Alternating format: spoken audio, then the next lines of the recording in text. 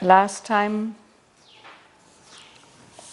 Sri Aurobindo showed us Savitri after this new state of silence has come on her, this emptiness in which it is all as if all her individuality has disappeared, and as if even this vestige, this violet trace, could vanish completely. And that doesn't depend on her, that depends on some high reality which she can't grasp or understand. And she doesn't disappear.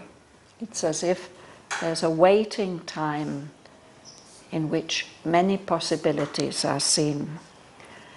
So Sri Aurobindo shows us Savitri living in the little hermitage in the forest's heart, and nobody notices anything different in her. The way she moves and speaks, outwardly everything, there's nothing to notice the state that she is in. But inwardly she is living this state of a figure of unreal reality.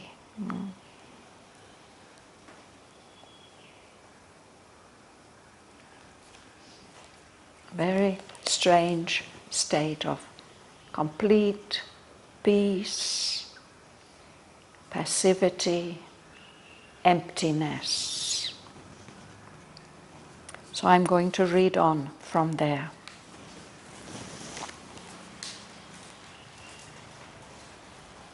Yet all was not extinct in this deep loss. The being travelled not towards nothingness. There was some high, surpassing secrecy. And when she sat alone with Shraddhavan, her moveless mind with his that searched and strove, in the hush of the profound and intimate night, she turned to the face of a veiled, voiceless truth, hid in the dumb recesses of the heart, or waiting beyond the last peak climbed by thought.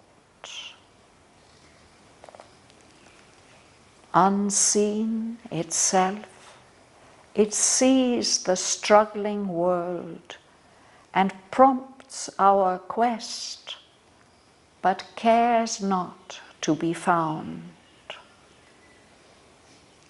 Out of that distant vast came a reply.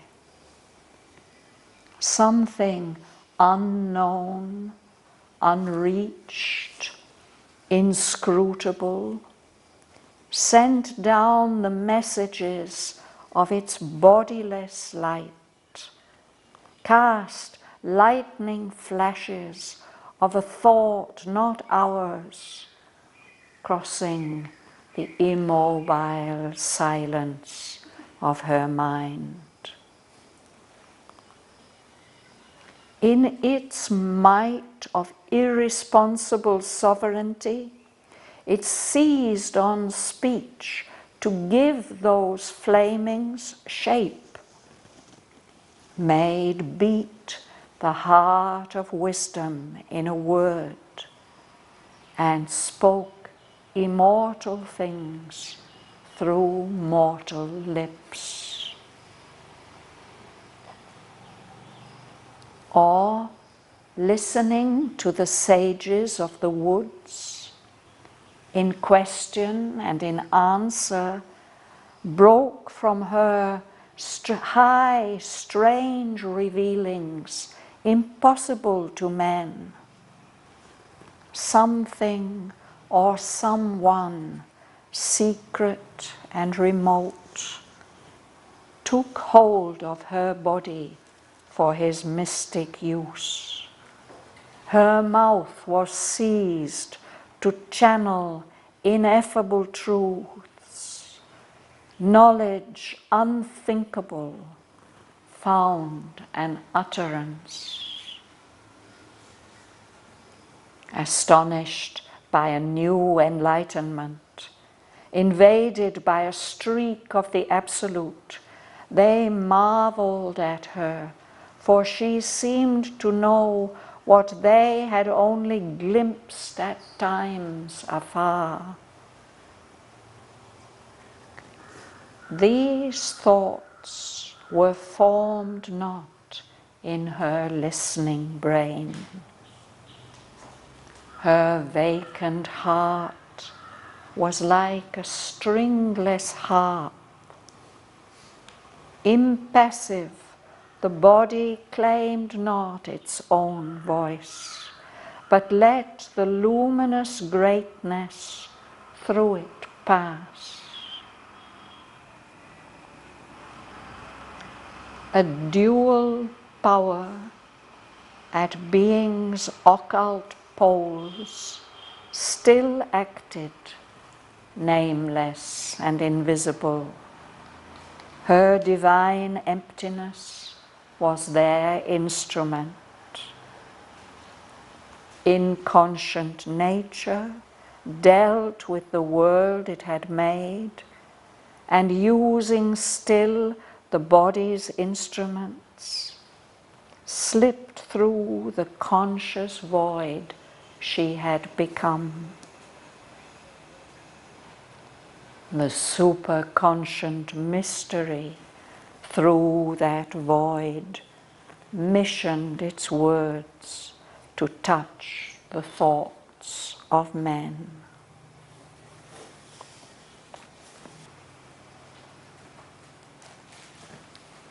You will start, Rosa? Yeah. Yes. Yet all was not extinct in this deep loss. The being traveled not towards nothingness. Yes.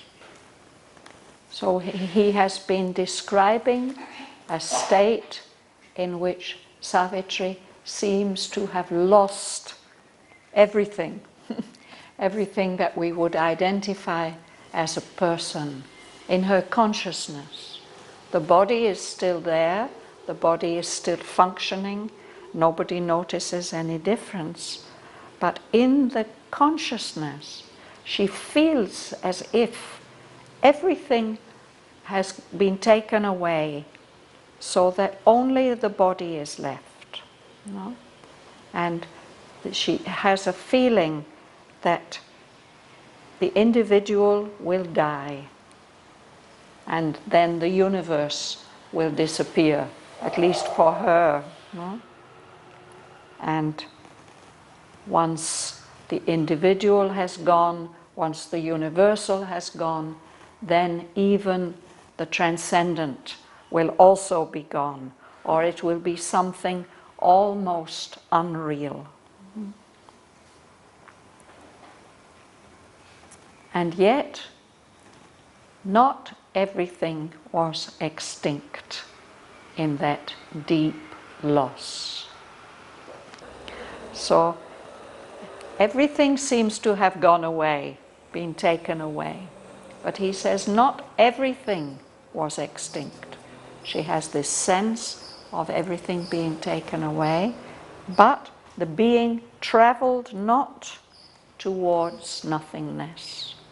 There's still this violet trace. We saw the painting, no? And that doesn't dissolve. It's not that she is feeling herself dissolving. Still that violet trace is there that seems as if it could be the basis for something new to happen. So her being, the being that she feels, doesn't travel towards nothingness.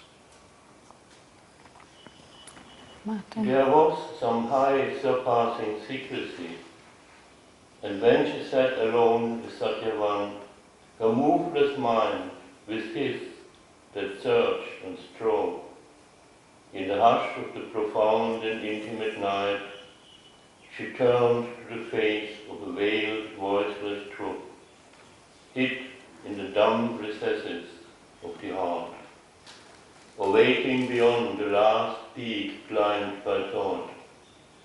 Unseen itself, it sees the struggling world, and prompts our quest, but cares not to be found.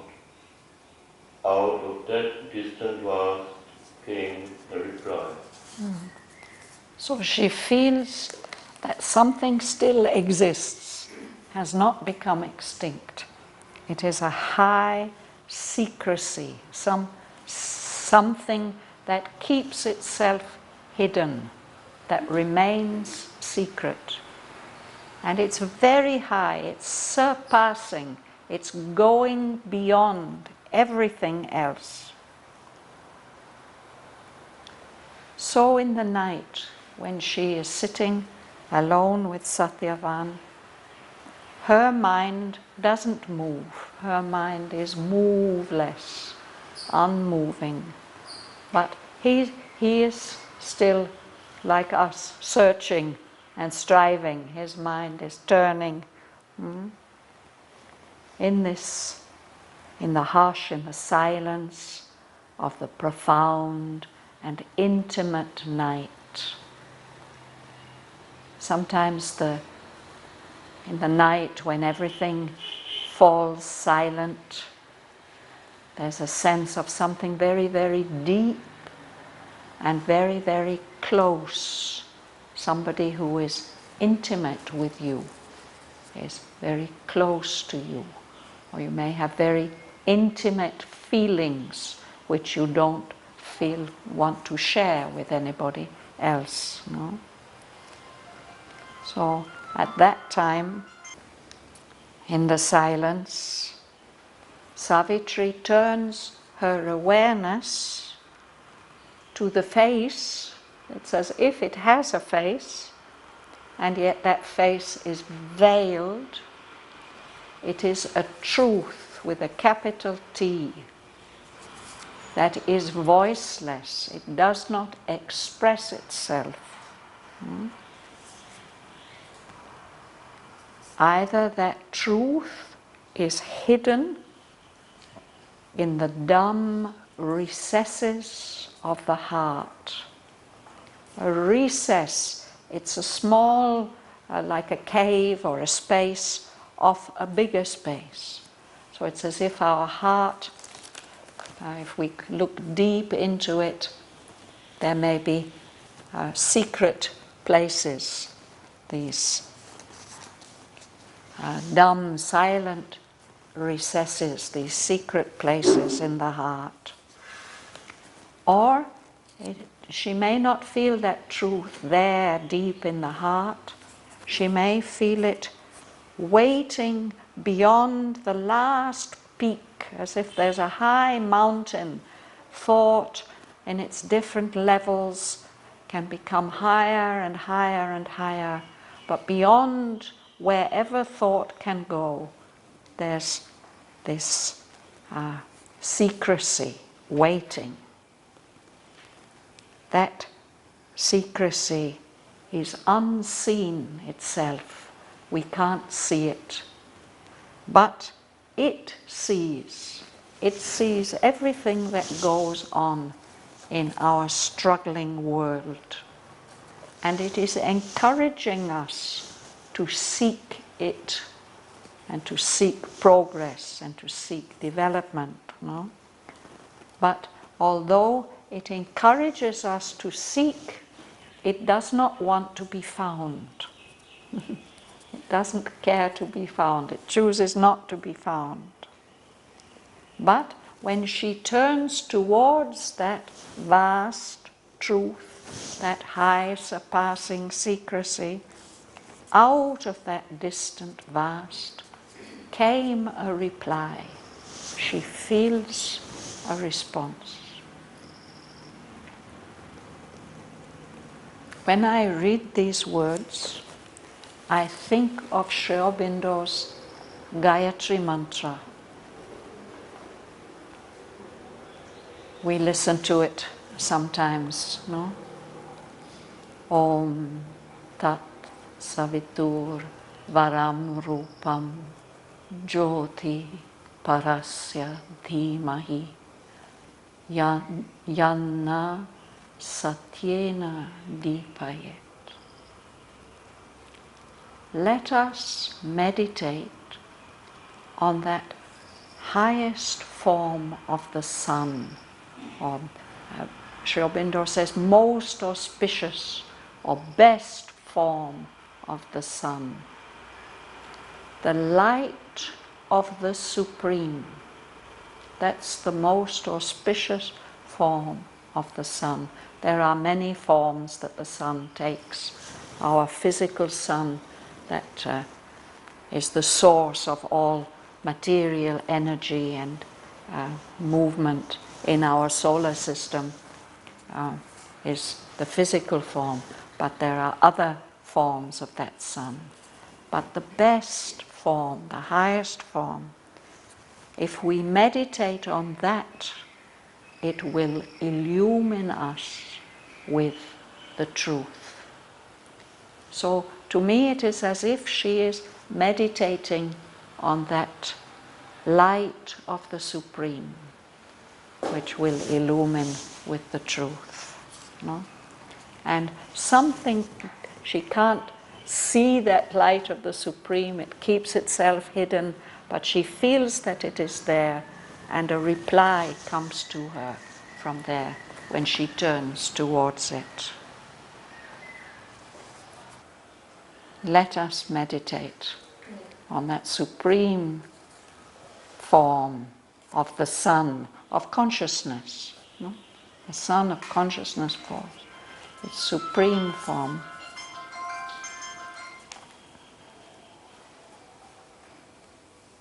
So that can be found hidden in the dumb recesses of the heart, very, very deep within, or very, very high above the last mountain peak that thought can reach. Beyond that is that light of the Supreme.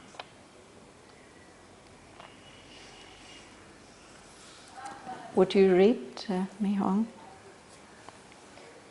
Something unknown, unreached, uninscrutable, sent down the messages of his boundless light, cast lightning flashes of a thought, not ours, crossing the immobile silence of her mind. Let's pause there. So this is the reply that comes out of that distant vastness. Something unknown. She doesn't know what it is. She hasn't reached it. It's inscrutable. If somebody is inscrutable, you never know what they are thinking. We can't understand their face. May not be expressionless, but you can't read that expression. What are they thinking? What are they feeling?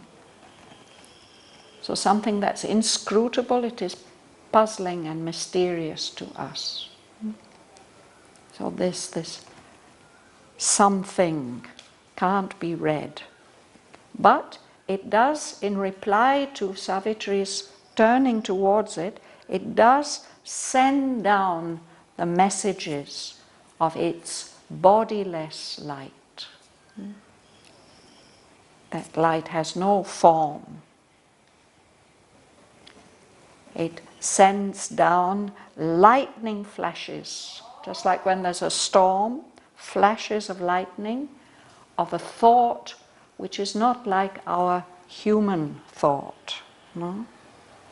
These flashes of light of a different kind of thought. thought cross the immobile silence of her mind.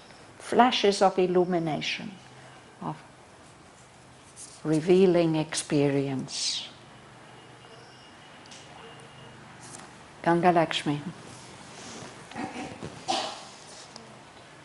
In its might of irresponsible sovereignty, it sees on speech to give those flaming shape. Met heat the heart of wisdom in the world, and spoke immortal things through mortal lips. Yes. So in its might, in the power of that that something, its power has irresponsible sovereignty. Sovereignty is what a king has, a ruler has. He can command and things will be done. He has mastery and control. The word irresponsible is normally a negative word. If we think that somebody's irresponsible, they are doing things without thinking about the consequences.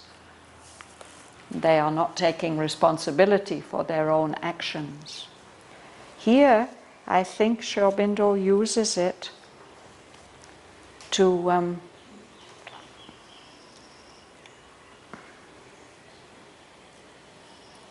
convey that power, it has a control.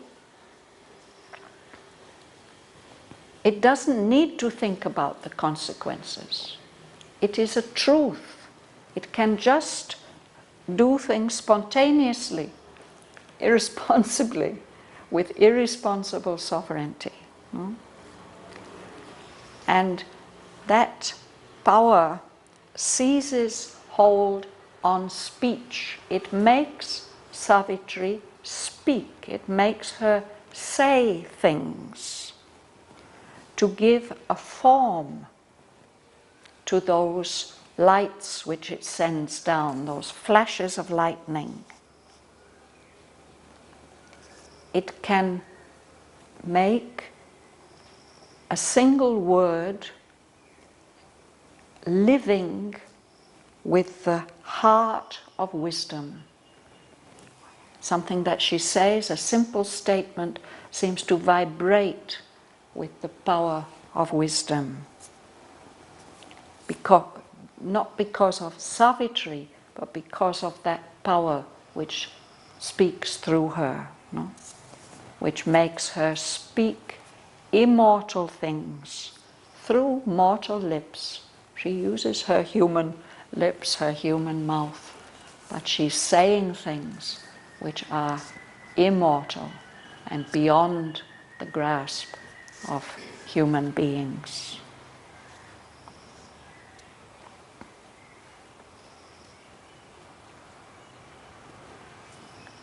Sergei. Listening to the sages of the woods in question and in answer brought from her by strange revealings impossible to learn, something or someone secret and remote took hold of her body of his mystic use. Her mouth was seized to channel ineffable truths, knowledge, unthinkable form and utterance. Yes. So he doesn't say when this other word spoke, when she spoke these immortal things through mortal lips, but he says sometimes those sages, those hermits who are living round about, they gather together, perhaps they will have discussions and debates about their intuitions, the knowledge that they've gained through their tapasya. So Savitri also is there. She goes to listen. But sometimes when she asks a question or gives an answer, It's as if something comes out, it breaks from her. High, strange revealings, impossible to men, as if she asks and says things that no human being could normally say. No? And this happens because something or someone, secret and remote, at high truth, is taking hold of Savitri's body to use it for his mystic purpose. So her mouth gets seized to channel ineffable truths, truths which cannot be expressed really. What is ineffable, it can't be put into words, and yet something does get expressed through her mouth. And knowledge unthinkable, that the mind could never reach such knowledge, it gets uttered, it gets spoken in words. It found an utterance, it could be expressed. She is not thinking, she is not sharing anything, but it's as if suddenly she finds herself uttering words. That high secret power has channeled something through her.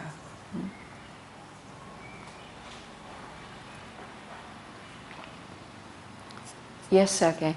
It was the last two sentences. It was similar as Aurobindo did a speech when I left off here, only due to commandment, that's all. I don't think it was quite that. I mean, in that case, he didn't know what he was going to say and something came and spoke. Perhaps there was something of this, but he has an aphorism where he mentions intending to speak something, but then something from above seizes hold of him and he finds himself saying things, he says, at which reason trembles. It's as if, that how could I say something like that? Of course, that can happen, that this may happen to us, that something comes up from below, and we find ourselves suddenly saying things, and we think, I should not have said that. No? But here, what is being described is being seized by a higher power, not a lower one.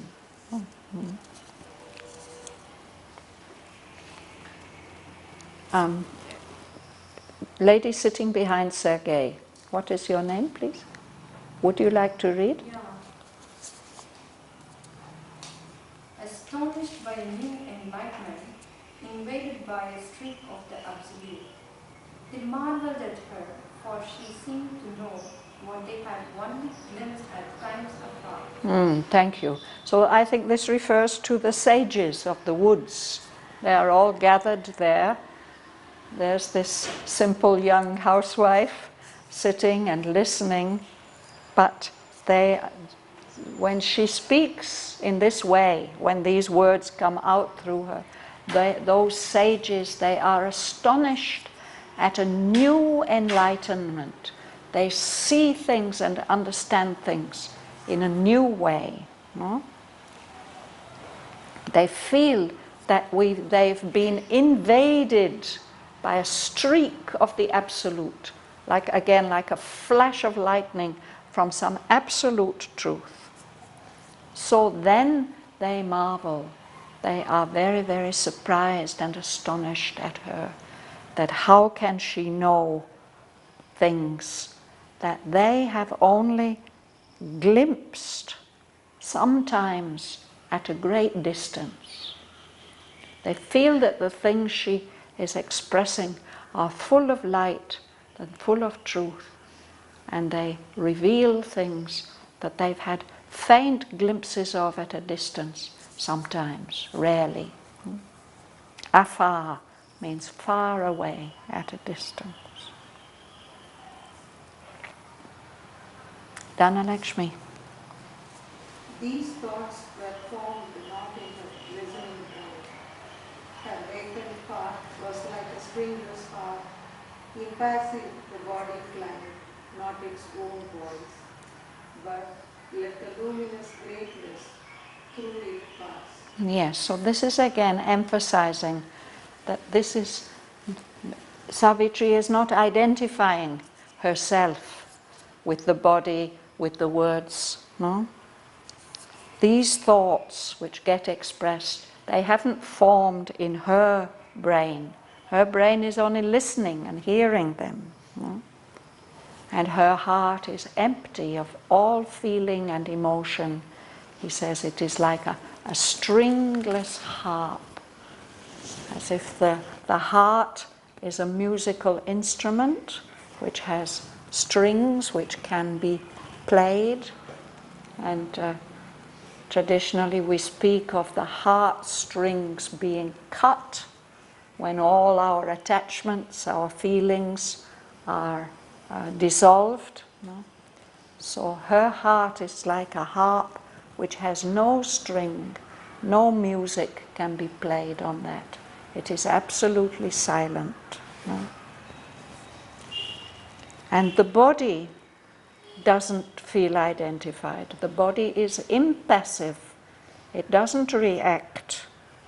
It doesn't identify itself with these things. It doesn't claim its own voice. It doesn't think, oh, that's me speaking. No? It just allows the luminous greatness to pass through it. It's acting like a mouthpiece or a channel.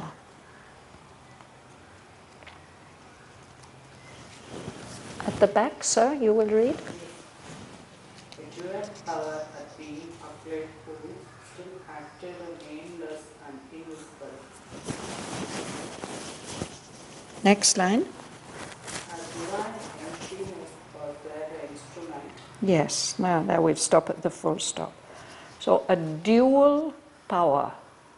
One power which takes two forms or aspects. And these aspects are at the secret hidden poles of being, of existence. We have a north pole and a south pole.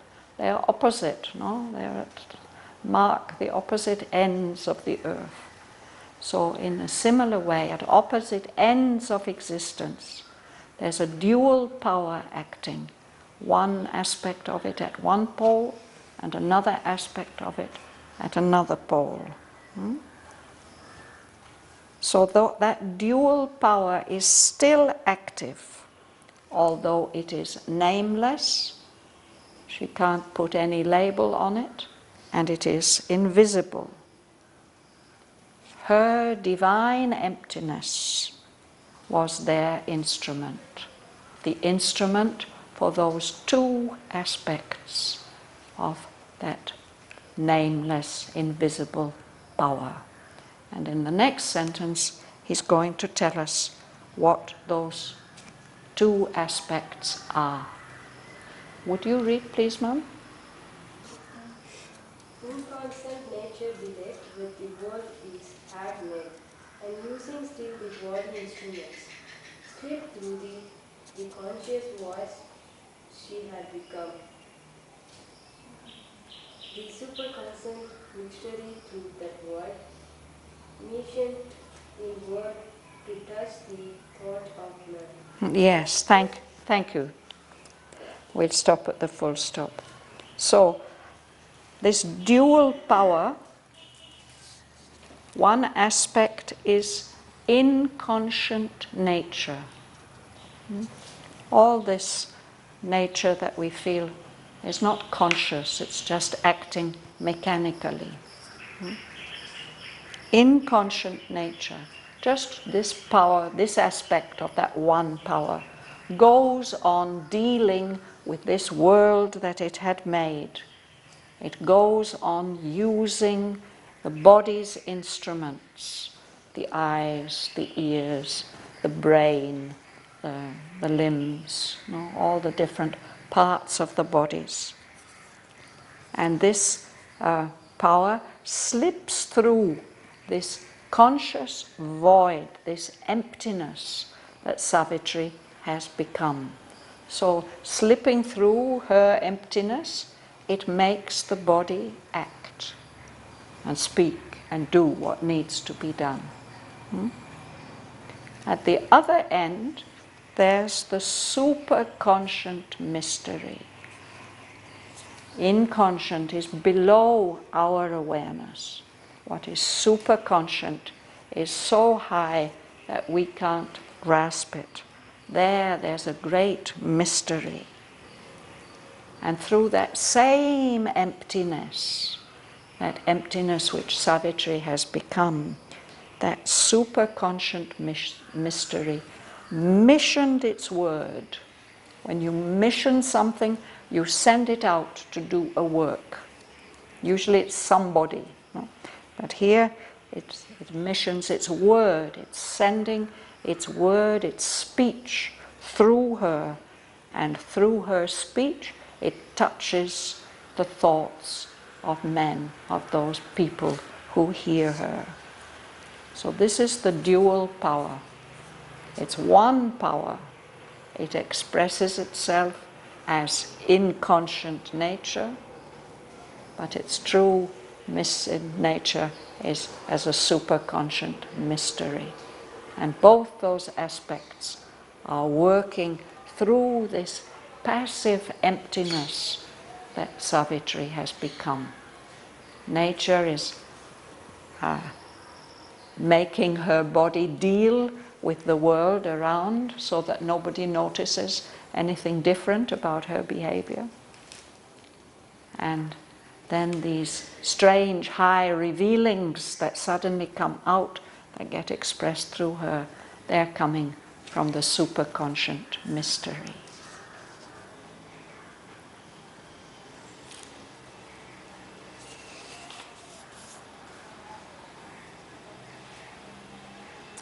Joel. As yet this great impersonal speech was rare, but now the unmoving wide spiritual space in which her mind survived tranquil and bare, admitted a traveler from the cosmic breath. Her thought came true, draped as an outer voice. Yes.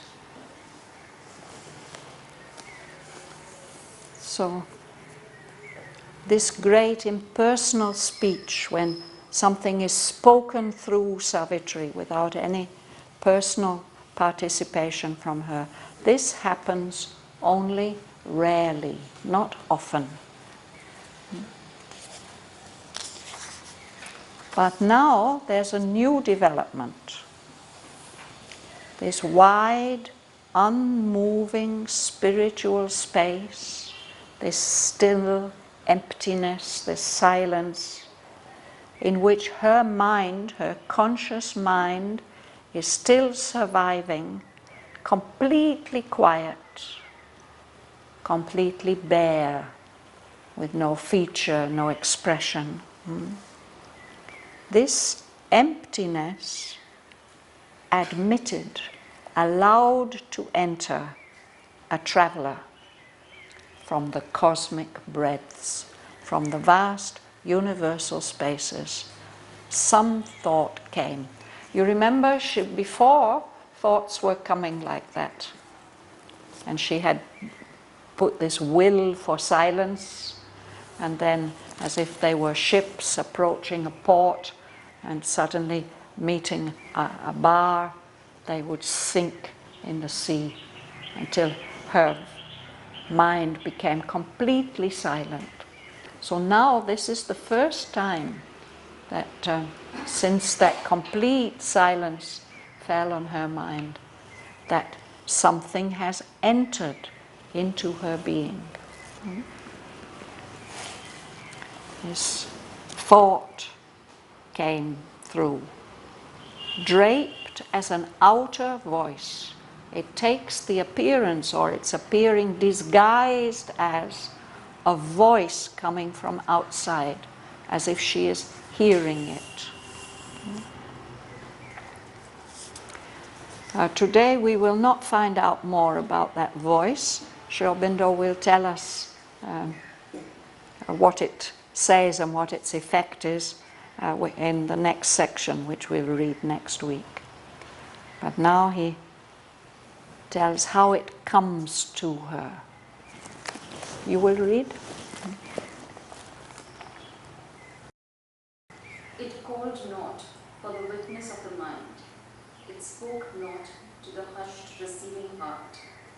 It came direct to the pure perception's seat, as only center now of consciousness. If center could be where all seemed only space. Thank you. So this thought that comes disguised as an outer voice, it's not appealing to her mind. It doesn't call for her mind to be aware of it. And it's not speaking to her heart. Instead, it's traveling direct to this center of pure perception. This was the only capacity that was left to her. So this is coming right to what is now the center of her consciousness. It's the only center in her consciousness. No mind, no heart, only this seat of pure perception. That pure perception hears an outer voice. So he says, can there be a center where everything seemed to be only empty space? If there's no limit, if there's no borderline, where can the center be? And yet, within herself, she feels this center of pure perception, which is receiving perceptions.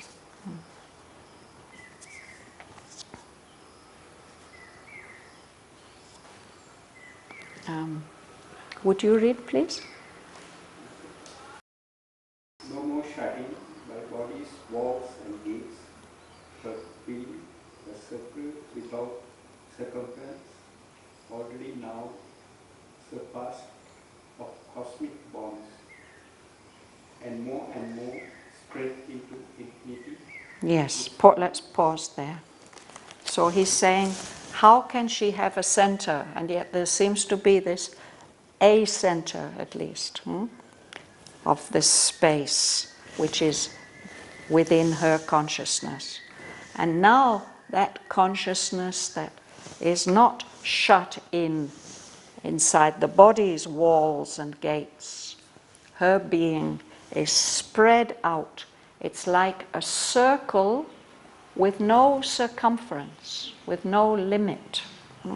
Out from this center of pure perception, her being is spreading out. And already it is now going beyond all the bounds of the universe, going beyond all cosmic bounds. And it's spreading wider and wider and wider into infinity.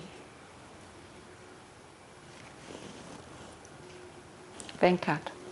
This being was its own unbounded will, a will without form or feature or circumstance.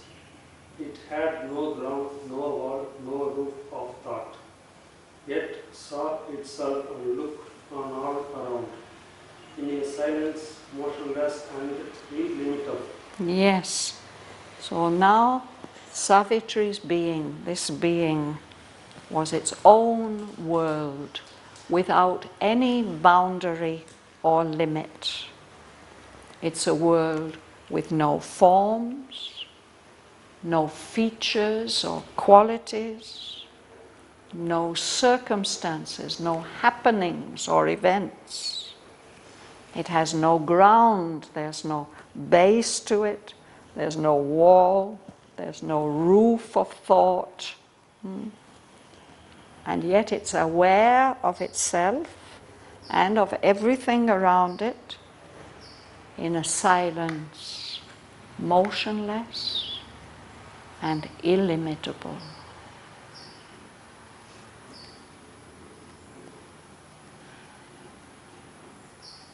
We can try to imagine a state like this.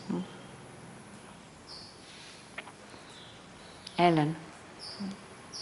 There was no person there, no strength of mind, no seat of feeling on which he went, or objects wrought and shaped reactions stress.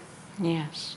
So he's repeating, he's emphasizing to remind us there's no person, there's no Savitri, there's no centered mind, there's no seat of feeling and emotion on which things are happening and causing a reaction. And there are no objects that have been made. And these things would shape some stress of reaction, but there's nothing like that. Praveen. There was no motion in this inner world. All was still and even infinity. In her, the unseen, the unknown waited his hour. Yes. So no movement in her inner world. Everything is still, unmoving, even, without features, infinite, limitless. So in her, that unseen, unknown reality is waiting for the time to do something, waiting his hour to act, to express something.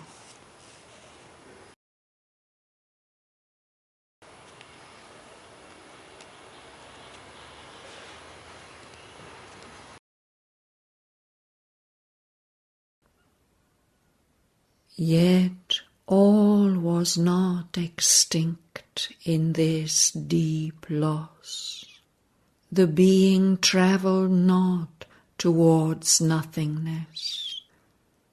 There was some high surpassing secrecy, and when she sat alone with Satyavan, her moveless mind with his that searched and strove, in the hush of the profound and intimate night, she turned to the face of a veiled, voiceless truth, hid in the dumb recesses of the heart, or waiting beyond the last peak climbed by thought.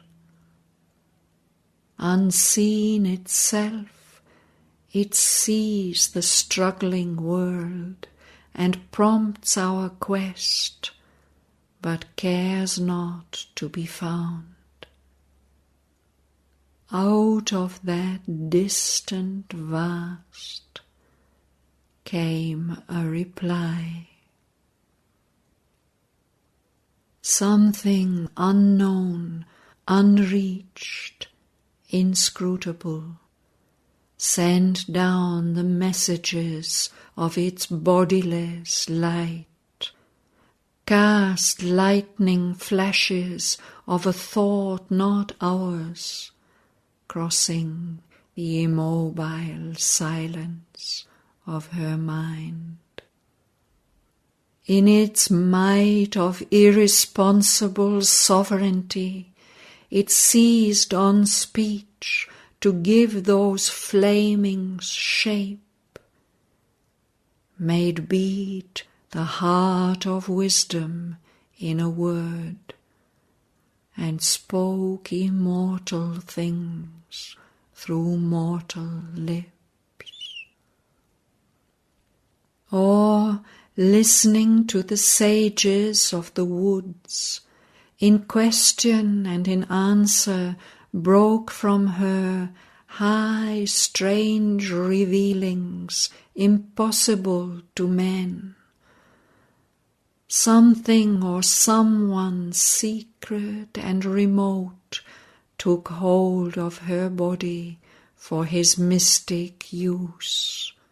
Her mouth was seized to channel ineffable truths. Knowledge unthinkable found an utterance. Astonished by a new enlightenment, invaded by a streak of the Absolute, they marveled at her, for she seemed to know what they had only glimpsed at times afar.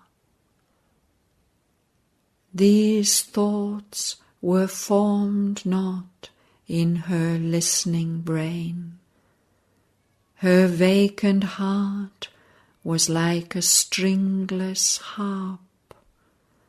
Impassive, the body claimed not its own voice, but let the luminous greatness through it pass.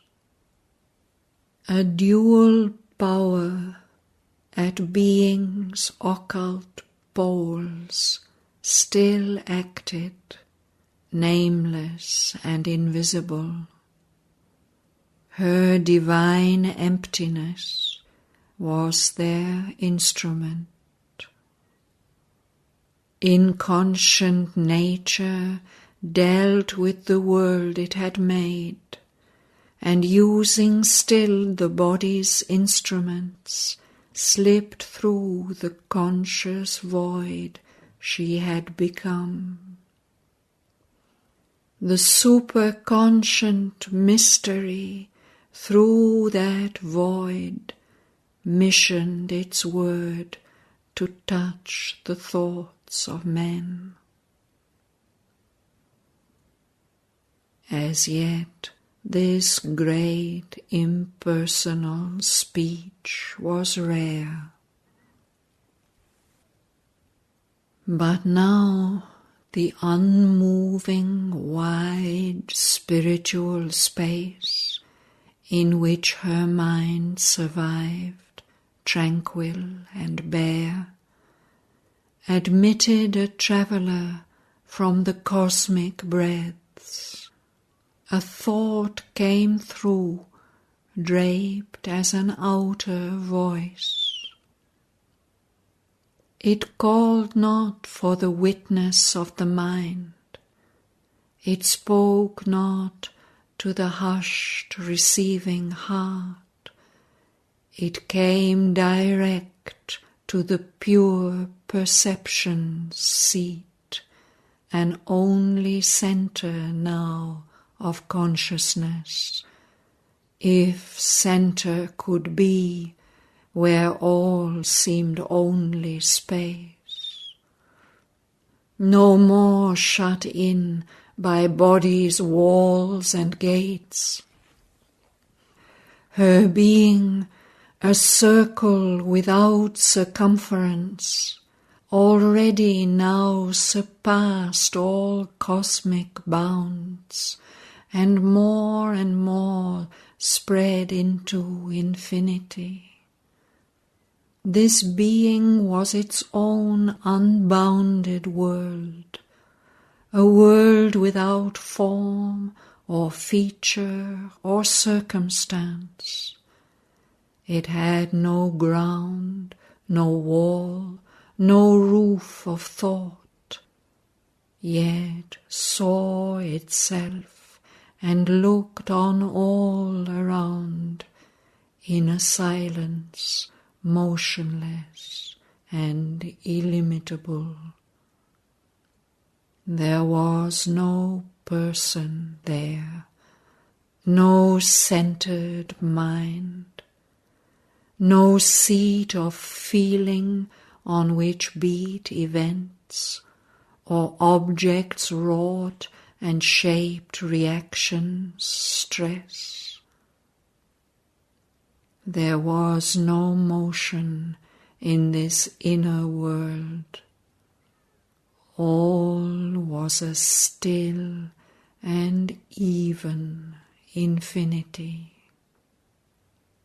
In her, the unseen, the unknown, waited his hour.